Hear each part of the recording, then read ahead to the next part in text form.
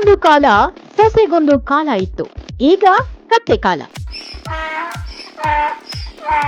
ಗ್ರಾಮೀಣ ಪ್ರದೇಶಗಳಲ್ಲಿ ಹೊಸ ಆದಾಯದ ಮೂಲಗಳನ್ನ ಪ್ರೋತ್ಸಾಹಿಸೋಕೆ ಕೇಂದ್ರದ ಮೋದಿ ಸರ್ಕಾರ ಪ್ರಮುಖ ನಿರ್ಧಾರವೊಂದನ್ನು ಕೈಗೊಂಡಿದೆ.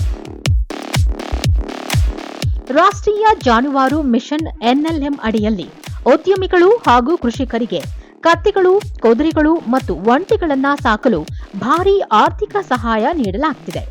ಈ ಯೋಜನೆಯ ಮೂಲಕ ಕತ್ತೆ ಸಾಕಾಣೆ ಕೇಂದ್ರಗಳನ್ನು ಸ್ಥಾಪಿಸಲು 50 ಲಕ್ಷ ರೂಪಾಯಿಗಳವರೆಗೂ ಬಂಡವಾಳ ಸಬ್ಸಿಡಿ ಪಡೆಯುವ ಸಾಧ್ಯತೆ ಇದೆ.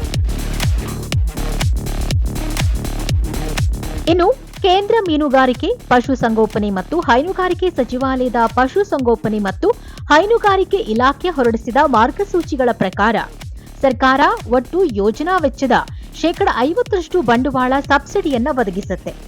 ಆದರೆ ಈ ಸಬ್ಸಿಡಿಯ ಗರಿಷ್ಠ ಮಿತಿಯನ್ನ 50 ಲಕ್ಷ ರೂಪಾಯಿಗಳಿಗೆ ನಿಗದಿಪಡಿಸಲಾಗಿದೆ. ಹಾಗಿದ್ರೆ ಯಾರು ಅರ್ಹರು?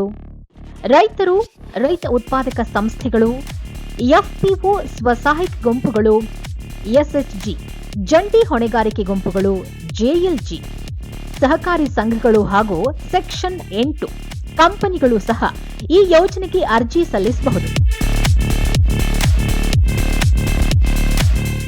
ಹಾಗಿದ್ರೆ ಎಷ್ಟು ಕತ್ತೆಗಳು ಇರಬೇಕು? ಕತ್ತೆ ಸಾಕಾಣೆ ಘಟಕ ಸ್ಥಾಪನೆಗೆ ಅರ್ಹತೆ ಪಡೆಯೋಕೆ ಯೋಜನೆಯು ಕನಿಷ್ಠ 50 ಹೆಣ್ಣು ಕತ್ತೆಗಳು ಮತ್ತು 5 ಗಂಡು ಕತ್ತೆಗಳನ್ನು ಹೊಂದಿರಬೇಕು. ಸ್ಥಳೀಯ ಕತ್ತೆ ತಳಿಗಳನ್ನು ಸಂರಕ್ಷಿಸುವ ಗುರಿಯೊಂದಿಗೆ ಸರ್ಕಾರ ಈ ಯೋಜನೆಯನ್ನ ಸ್ಥಳೀಯ ಕತ್ತೆ ತಳಿಗಳಿಗೆ ಮಾತ್ರ ಅನ್ವಯಿಸ್ತಾ ಇದೆ.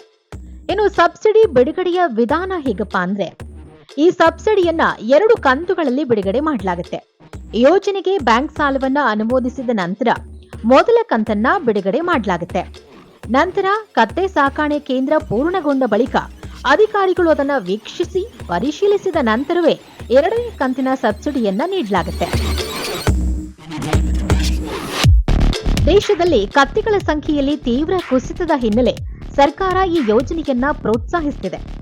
2019ರಲ್ಲಿ ನಡೆದ 20ನೇ ಜಾನುವಾರು ಗಣತಿಯ ಪ್ರಕಾರ ದೇಶದಲ್ಲಿ ಕೇವಲ 1.23 ಲಕ್ಷ ಕತ್ತೆಗಳು ಮಾತ್ರ ಇದ್ವು. 2012ಕ್ಕೆ ಹೋಲಿಸಿದ್ರೆ ಇದು ಸುಮಾರು 60% ಇಳಿಕೆಯಾಗಿದೆ ಅಂತ ಅಧಿಕಾರಿಗಳು ಹೇಳ್ತಾರೆ. ಒಂದು ಕಾಲದಲ್ಲಿ ಗ್ರಾಮೀಣ ಸಾರಿಗೆ, ನಿರ್ಮಾಣ ಕಾರ್ಯಗಳಲ್ಲಿ ವ್ಯಾಪಕವಾಗಿ ಬಳಸಲಾಗುತ್ತಿದ್ದ ಕತ್ತೆಗಳು ಹೆಚ್ಚಿದ ಯಾಂತ್ರೀಕರಣದಿಂದಾಗಿ ಬೇಡಿಕೆಯಲ್ಲಿ ಕುಸಿತ ಕಂಡಿವೆ. ಈ ಪರಿಸ್ಥಿತಿಯನ್ನ ಬದಲಾಯಿಸೋಕೆ ಮತ್ತು ಸ್ಥಳೀಯ ತಳಿಗಳನ್ನ ಸಂರಕ್ಷಿಸೋಕೆ ಕತ್ತೆ ಸಾಕಾಣೆಯನ್ನ ಪ್ರೋತ್ಸಾಹಿಸ್ತಾ ಇರುವುದಾಗಿ ಕೇಂದ್ರ ಸರ್ಕಾರ ಹೇಳಿದೆ.